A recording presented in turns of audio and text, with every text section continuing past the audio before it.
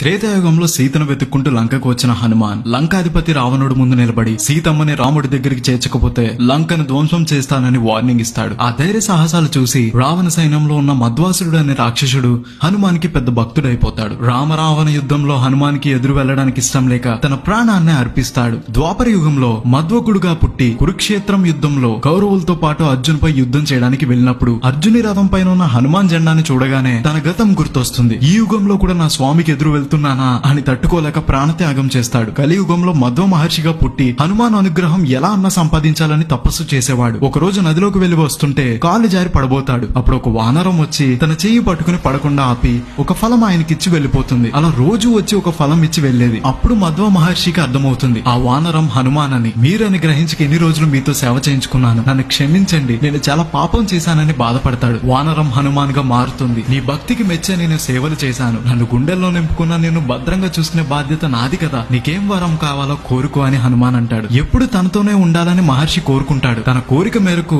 హనుమాన్ మధువుడిని మద్ది అనే చెట్టులో అవతరించమని, తాను అందులో విగ్రహంగా వెలిసి మధ్య ఆంజనేయ స్వామిగా పిలువబడతానని చెప్తాడు. కొన్ని యుగాల చరిత్ర గల ఈ గుడి మన వెస్ట్ గోదావరి జంగారెడ్డిగూడెం ఊరికి దగ్గరలో ఉంటుంది. ఒక భక్తుడి తపస్సు మెచ్చి స్వయంభుగా వెలిసిన హనుమాన్ విగ్రహాన్ని మీరు ఇక్కడ చూడొచ్చు. ఇలాంటి మరిన్ని వీడియోస్ కోసం గోదావరి స్టేషన్ ని ఫాలో అవ్వాలి మరి.